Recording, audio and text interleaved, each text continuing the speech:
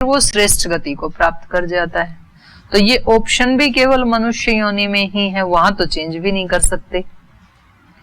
किसी मनुष्य से इतर प्राणी के पास ये ऑप्शन नहीं है कि आज से मुझे समझ आ गई है और आज से मैं अच्छा काम करना शुरू कर दूं, क्योंकि उनकी योनि में तो उनको समझ आ भी जाए और वो काम शुरू कर भी दें तो भी उनका कोई कर्माशय नहीं बनता है।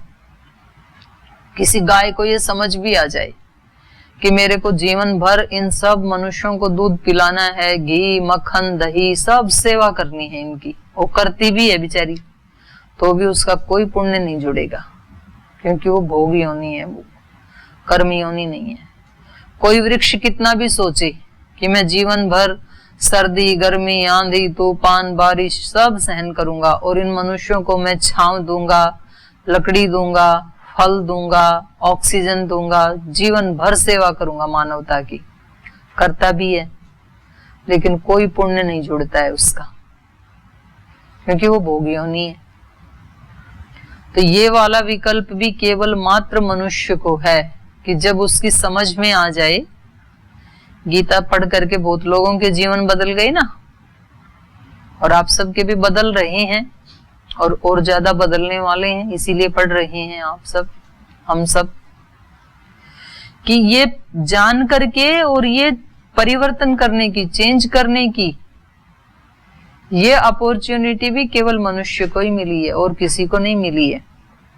तो ये कह रहे हैं एतै विमुक्तः, इनसे मुक्त हो सकता है आदमी, काम क्रोध और लोभ से, तीनों से। तीनों नरक के द्वार जब पता लगा तो आदमी हटेगा ना। आदमी को पता लगा कि इस खड्डे में कूदते ही बिजली का करंट है, वहां कूदा और मरा, तो व्यक्ति खड्डे के पास जाके क्या करेगा? क्या करेगा? छलांग मारेगा? तुरंत नहीं बोले हैं, वापस लौटेगा, वो करंट है। तो उसको पता लगा कि नीचे तो सब 10-20 काले नाग बैठे हैं, तो छलांग मारेगा? तुरंत वापस आएगा, उसके दोबारा जाएगा देखने के लिए, 10 फीट दूर से देखेगा कहीं कैमरे से कि क्या पता पास जाऊं और वो ऊपर ही आ गया हो, पैर को फुकाड़ मार दे। फिर उसके नजदीक भी नहीं जाता है।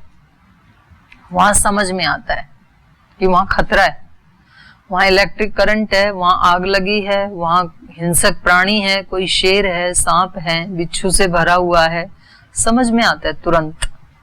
यहाँ समझ में नहीं आता है। पुस्तक में तो पढ़ते हैं, रोज रोज वही गलतियां हम करते हैं, क्योंकि समझ में ही नहीं आता है। समझ में उल्टा आ रखा है। समझ में ये आ रखा है कि गुस्सा करने से तुरंत काम ठीक होते हैं, और प्यार प्यार से बताए तो काम होते ही नहीं है। तो समझ में क्या रखा है?